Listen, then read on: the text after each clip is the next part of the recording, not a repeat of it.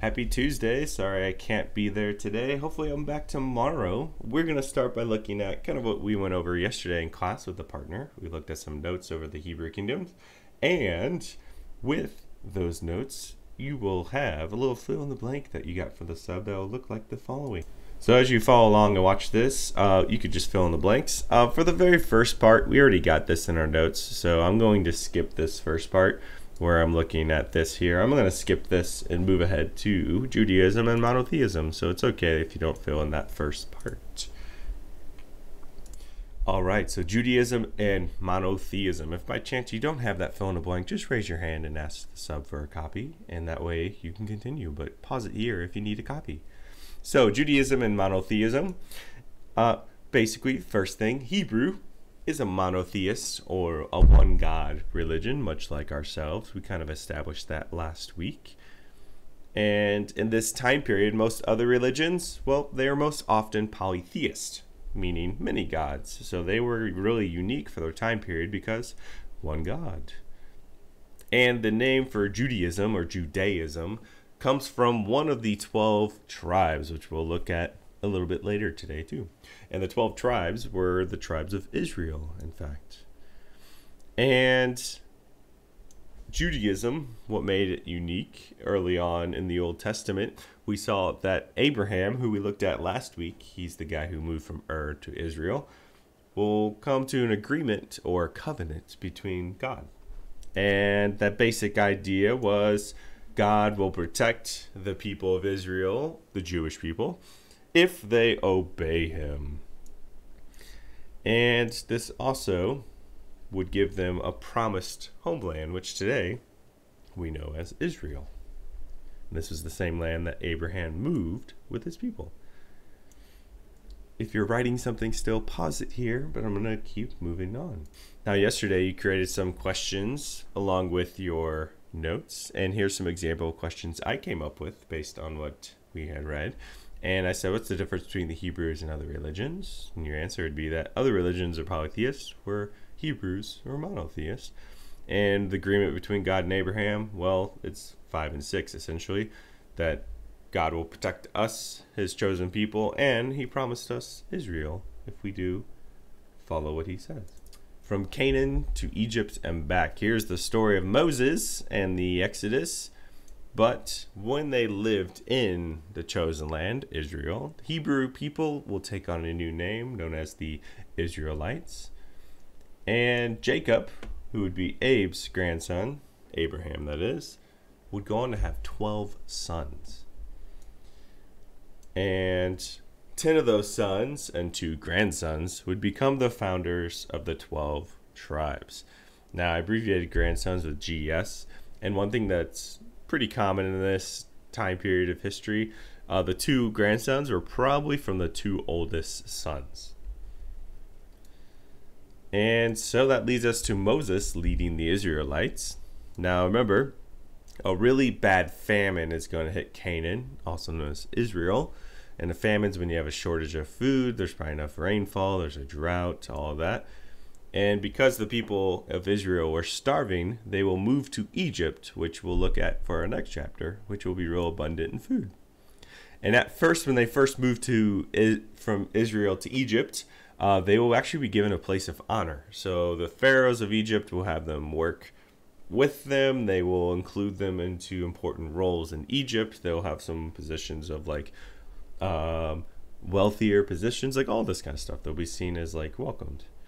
However, eventually a new pharaoh will take over, and that's kind of where the story that you know happens, and that's where this pharaoh then enslaves the Jewish people because they're different and has them do various building projects. The most famous, people think that Jewish people built the pyramids, which actually has kind of been proven false. There may have been some people there, but most likely not all of them. They're not the only ones who built it.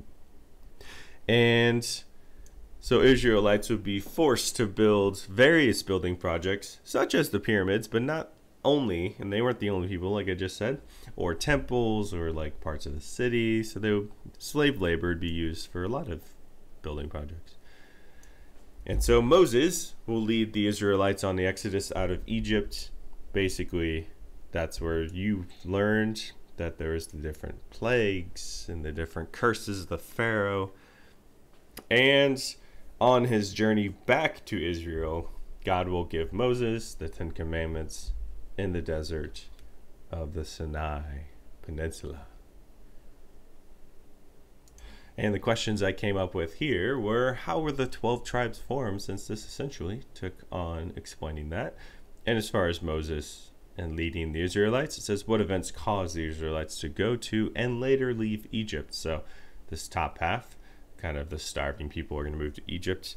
And later, because they are forced to become slaves, they weren't being treated with honor, they will then leave Egypt as well. Go ahead and pause it here if you're still writing anything by chance, but I'm going to move on to the next slide. All right, so an agreement confirmed. So giving of the 10 Commandments, we will see that showed a connection between God and the Israelites, or the Hebrew people. And in turn, because the 10 Commandments gave us law, it showed how God would protect us and the Hebrew people. And the Israelites will follow the 10 Commandments. And this is one of the most famous parts of the Old Testament, where prior to the 10 Commandments being given, the Israelites, as they wandered the desert, are going to worship like a golden bull. They're going to worship different idols, because some of them are going to be losing faith in God. And long term, 10 Commandments are going to help create the laws, modern laws that we still have today. Which leads us to our return to the Promised Land. And when they returned home, new people lived there. So when the Israelites left, turns out some people stayed and some people moved in. So it was no longer just their land. So this is going to lead to the creation of the 12 tribes of Israel.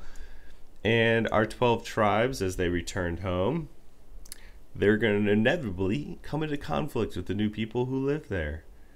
So they're going to have to fight to take back that land. And they're going to form a fighting force for Joshua, which will be one of the earliest leaders. And the goal of these basically 12 tribes, or 12 armies, would be to retake the land that was rightfully theirs, or so they believed. And it would take about 200 years to take back their land. Now, no one lived for 200 years to fight this entire war. So you're looking at several generations will be fighting. And no, it doesn't mean that they're fighting for 200 straight years nonstop.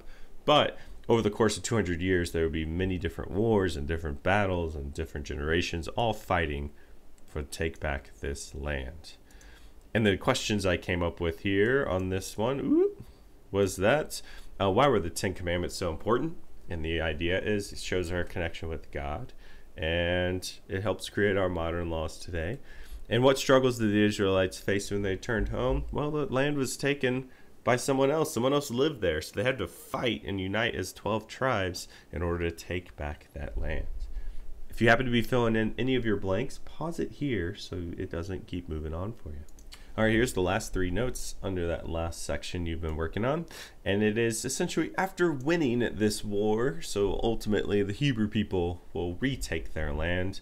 And those who were fighting in these armies would go back from being soldiers to living as civilians. So they would become herders and farmers. Herders are people who raise like sheep and goats, which is all throughout the Bible. There's a lot of lessons and stories for shepherds. And the 12 tribes will divide this land into like basically 12 different kingdoms, or 12 different cities, if you will. And those who settled closest to each other would naturally form alliances with each other. They were like good friends already, so they worked together. Which leads us to our last section, which is looking at the judges leading the Israelites. So once the war was over, they've taken this land. This section you haven't read, but it's okay. I'm just going to give it to you here. The Israelites would be led by what they call judges, which are basically like governors. But here's who were our judges. So during the war, or during the 200 years of war, no one leader actually ruled.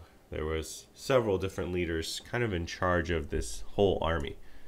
And really, instead of one independent leader, they're going to use a group of leaders called judges. So they're going to work almost like a council. So it was like a co-leadership. And these judges are going to act as military leaders because remember, before this point, before they made peace, they were fighting. So they are going to be like their most experienced generals and leaders. And later in time, after you no longer need generals for war, these same leaders would naturally fall into the judges to rule and give advice with laws. And some of the most famous of these judges was Gideon, Samson, and Samuel, and of course Deborah, who was a woman. So they had a woman in power. So ladies, okay, we have a girl in power. Huge. And as long as these judges worked together and were alive, these early ones especially, would keep the 12 tribes united, and they'd work together to come to agree on differences and alliances and all the stuff that the people would need to survive.